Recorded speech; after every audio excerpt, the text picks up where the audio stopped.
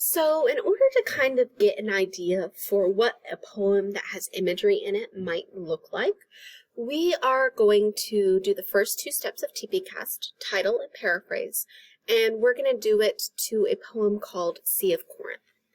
Before we can TPCASST a poem, we have to read it all the way through at least one time, because we got to have the words in our brain before we can TPCASST it. So I'm going to read it to you.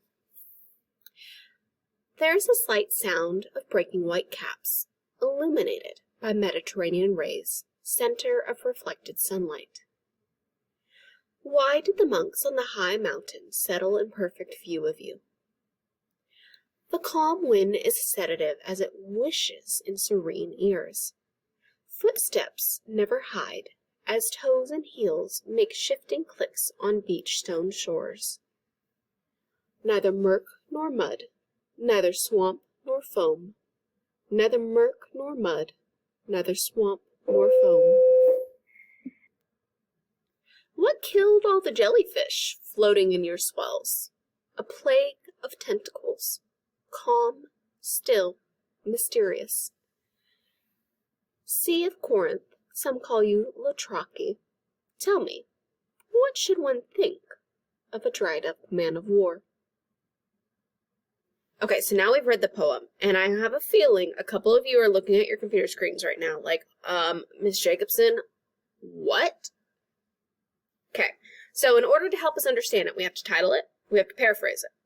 Before we can title it or paraphrase it, we have to look up some of the stuff we don't know. So the title is called Sea of Corinth, but we can't analyze that title until we look and see what the Sea of Corinth even is. So I went ahead and I looked this up for you. The Sea of Corinth, according to Google, is a deep inlet of the Ionian Sea, separating the Peloponnese from western mainland Greece. And I have a feeling you're looking at your computer right now and thinking, Ms. Jacobson, that's a definition, but I don't know what that means. That may be a definition, but I need a definition for your definition. So an inlet is like a small arm of the sea, a lake or a river. It's like part of the sea that's still connected to the sea, but because the land kind of surrounds it, it kind of is almost like its own little arm that's cut off. If you look on that screen, the red part that's circled, that's the Gulf of Corinth. And it's an inlet because it's surrounded by the land. You see how there's that little narrow stretch where it's connected to the sea, but the rest of, to the ocean, but the rest of it is surrounded by land. And Peloponnese, I'm not sure how you say that, but it's a region of Greece. And so you can see it is the Gulf of Corinth, or the Sea of Corinth, is this stretch of the ocean that's kind of surrounded by land, and it separates the southern half of Greece from the top half of Greece. So when we're talking about the title, Sea of Corinth, we need to know that it's describing this area. So whatever we're doing for this poem, it's describing, the title is describing what the poem is about. Okay, so now let's keep reading the poem. There is a slight sound of breaking white caps.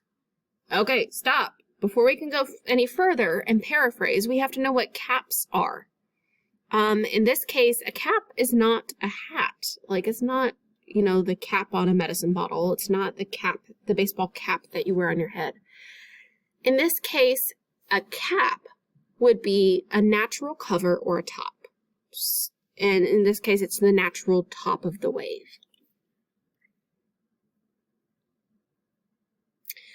Okay, then we have illuminated. Illuminated means lit with bright lights. Illuminated by Mediterranean rays, center of reflected sunlight. And I hear you saying, Mediterranean? Miss Jacobson, what is this? Social studies? So the Mediterranean is a particular sea in like the Middle East and Europe. Even it kind of connects to parts of Africa. And so the Gulf that we were talking about is actually a part of the Mediterranean Sea. Okay. Why did the monks on the high mountains settle in perfect view of you? The calm wind is a sedative. Can't paraphrase yet. There's another word I don't know. Sedative means that it calms you down. It's moderate. It can tranquilize nervousness or excitement. So basically, sedative means calming you down.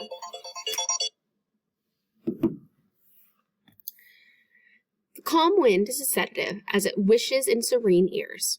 Footsteps never hide, as toes and heels make shifting clicks on beach stone shores. Neither murk nor mud, neither swamp nor foam. Neither murk nor mud, neither swamp nor foam. What killed all the jellyfish floating on your swells? A plague of tentacles, calm, still, mysterious.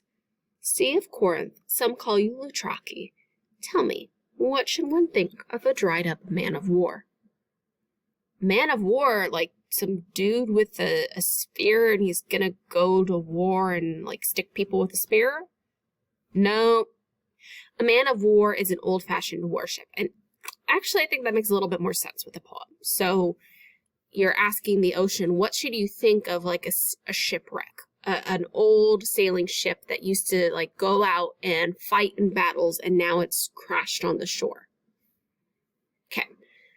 Now that we know what all of these words mean, we can finally go paraphrase. But like if we had tried to paraphrase before we looked up the definitions of these words, it wouldn't have worked out. Because when we look at these particular words, if we try to paraphrase just by guessing, we wouldn't have understood what it meant. So now what we need to do is we need to TPCAST. We're not going to do all the steps of TPCAST. We haven't learned all of it yet. But when you go to your writer's notebook, there's going to be a page called TPCASST Sea of Corinth. First, we're going to look at the title, the Sea of Corinth. Well, we kind of talked about what that title means already because we had to look it up. And so I'm going to go ahead and use my text box, or I can just kind of like write out to the side. And I'm going to change it here, change my text color so I can tell that, I'm going to do purple because I'm Miss Jacobson. I like purple. So title, well, what do we know about this title? Sea of Corinth is so the Sea of Corinth is a place in Greece. So it's a location in Greece. It's part of the ocean that's cut off because it's surrounded by land. So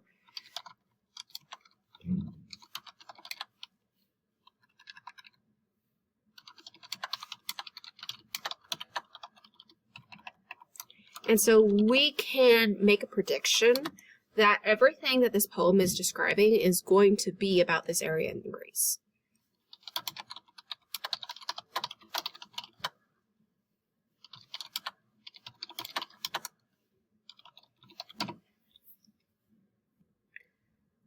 Then the next thing I need to do is I have to go through stanza by stanza and I have to paraphrase each stanza and put it in my own words. So stanza 1 says, there's a slight sound of breaking white caps, illuminated by Mediterranean rays, center of reflected sunlight. Okay, so they use a lot of big vocab, but if I'm going to sum this up, the speaker can hear the waves and see the sunshine in the Mediterranean.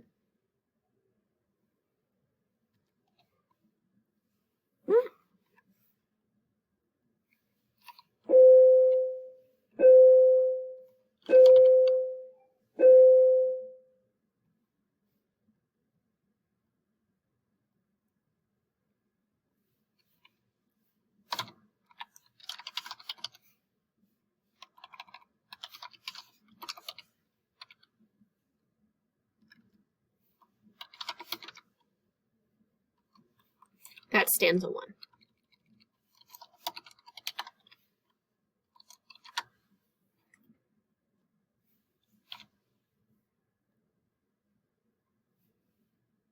And then stanza 2.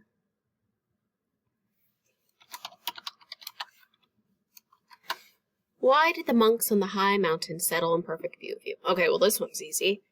Why did monks move to live where they could see you?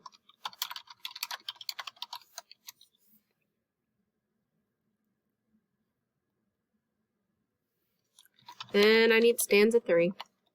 So I'm going to make it purple because I'm Miss Jacobson and I like purple ink. The calm wind is a sedative, and it wishes in serene ears. Footsteps never hide, as toes and heels make shifting clicks on beach stone shores. Okay, so we looked up sedative, and we found out that it means calming. Serene means calm, so the sound of the wind is calming. And then it says, footsteps never hide as toes and heels make shifting clicks on beach stone shores. You can hear people walking on the beach shore. Okay. Stanza 4, neither murk nor mud, neither swamp nor foam. Neither murk nor mud, neither swamp nor foam. So the water, because remember, this is all about a particular sea, the Sea of Corinth. And so if it's describing the water, we know that it's describing the water. There's no mud. Murk means like dark, murky water, so the water is clear. There's no foam on the water, and it's not a swamp. Pretty easy to paraphrase.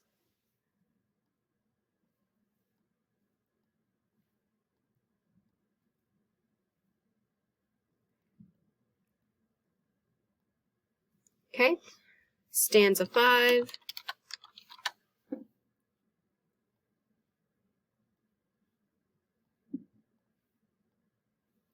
What killed all of the jellyfish floating in your swells?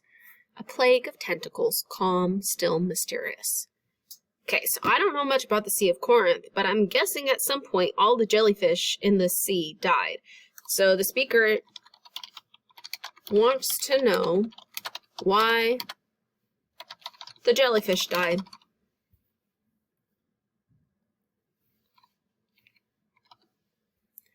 Sea of Corinth, some call you Lutraki. Tell me, what should one think of a dried up man of war? And remember, we looked up man of war, so man of war does not mean like somebody who is a man who is going to go fight in a war like a soldier. It's a type of armed sailing ship. So, stanza 6. What should we think of the shipwrecks that, if they're dried up, they're not in the beach, or they're not in the water anymore, so they're on the beach, or on the beach around this ocean. Okay, so this one's pretty simple to paraphrase because they pretty much just mean what they say. Now that we have analyzed it, we kind of can see some of these images that this poem uses. It talks about the sunshine on the waves and the white caps, the white foam on the waves. It talks about monks in the past moving so that they can live where they could see the ocean. The wind is serene and you can hear people's footsteps because the beach is rocky. There's clear water with no mud, no foam. It's not swampy and gross. It's beautiful, clear water. Except all the jellyfish died for some reason. And there are shipwrecks around this ocean that the poet can see, or that the speaker can see, and that they wonder about.